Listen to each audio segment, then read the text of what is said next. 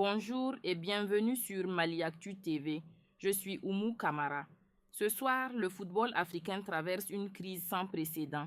Le Sénégal défie ouvertement la CAF en arborant 2 étoiles contestées, tandis que le Maroc voit ses jeunes talents choisir l'Europe. Une scène extraordinaire s'est déroulée au Stade de France.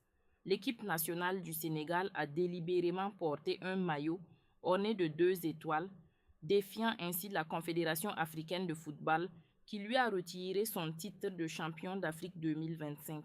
Cette rébellion spectaculaire s'est produite devant des milliers de spectateurs, avec la présence remarquée de Youssou N'Dour comme invité d'honneur.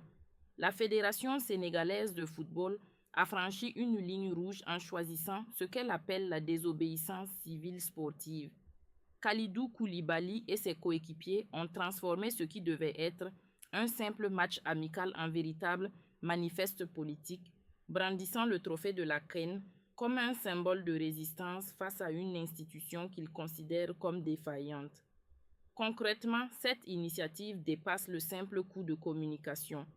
Elle traduit une volonté profonde de souveraineté sportive de la part du Sénégal, qui s'appuie sur sa légitimité populaire et ses succès récents pour tester les limites du pouvoir de la CAF.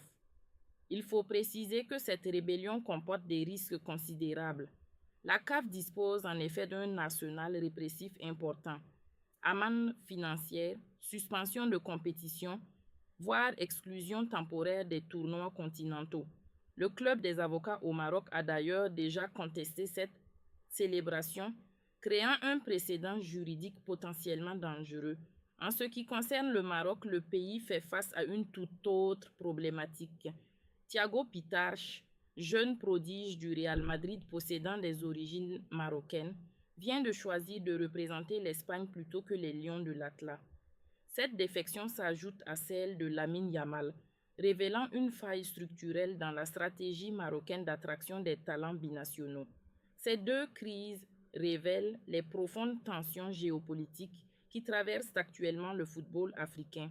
Le Sénégal revendique une souveraineté sportive face aux institutions continentales, tandis que le Maroc subit la concurrence des puissances européennes dans la bataille pour attirer les jeunes talents.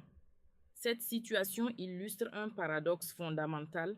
L'Afrique cherche à affirmer son autonomie sportive tout en restant dépendante des logiques externes, qu'elles soient institutionnelles ou migratoires. Le football devient ainsi un miroir des rapports de force continentaux.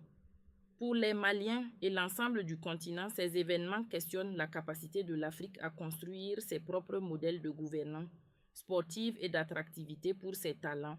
Cette crise entre le Sénégal et la FIFA pourrait s'aggraver et conduire à un isolement diplomatique du football sénégalais, compromettant potentiellement sa participation aux futures compétitions internationales.